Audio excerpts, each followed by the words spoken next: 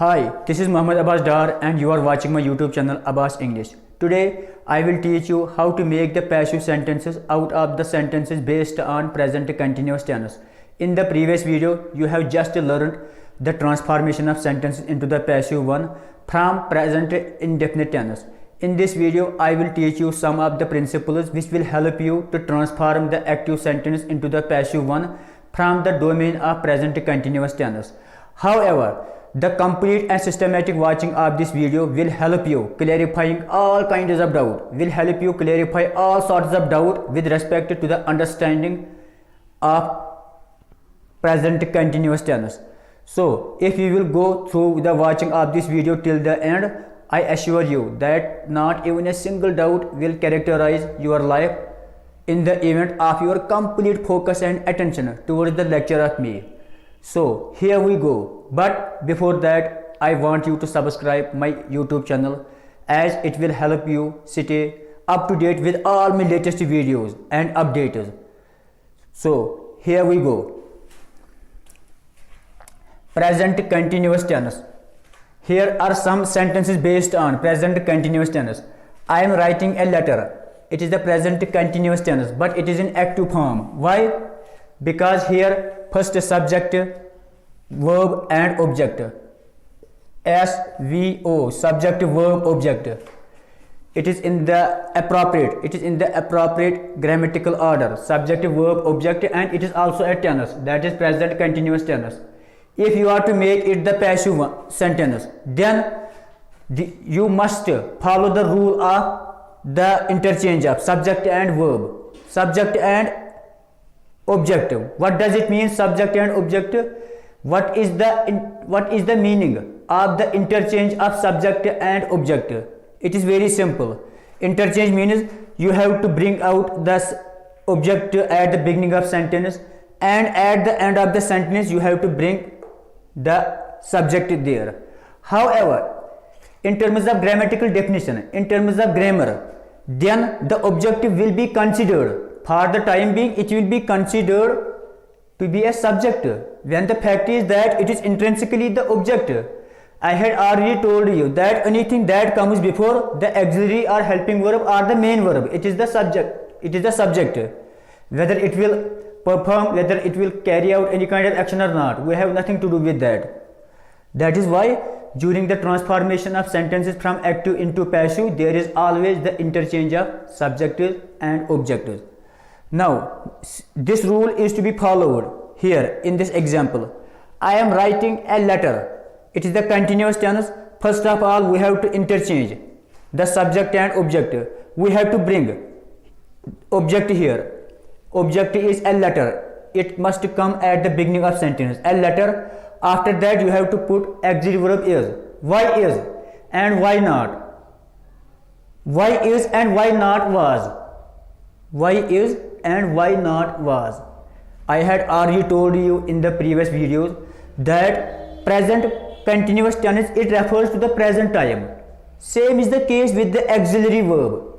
Here is also represents the present time. It also stands for the present time. So it cannot be changed into was. If it had been the case, then the meaning would have been completely changed.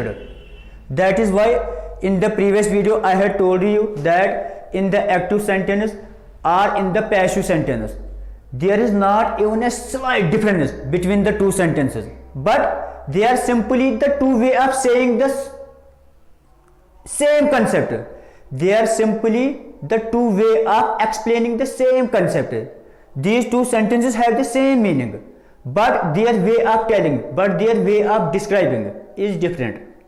But in terms of meaning, they are same. So first of all, you have to bring the object here, a letter. After that is, because it is the continuous, it represents the present time. Here is. You have to add one more word in the continuous tense here. That is being. That is being, you have to add here, being. A letter is being. I had already told you the universal and general rule to be followed into the transformation of sentence into the passive one. What was that rule? That rule was that in the passive we always use third form of verb. Here it is written third form of verb by me.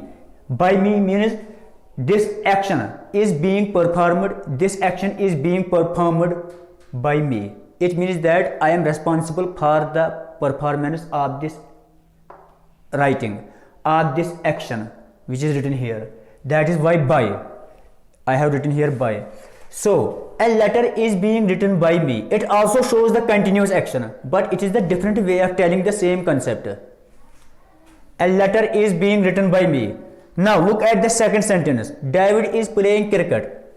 If you are to make it the passive, you have to put the object first.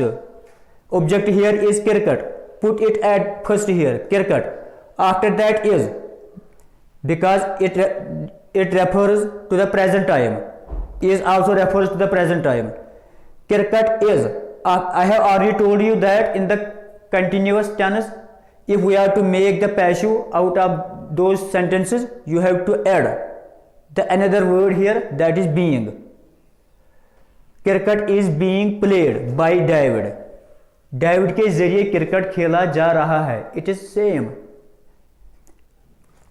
which is written here in the active voice. David is playing cricket. Cricket is being played by David. It is the same concept, but it is the different way of telling the same thing.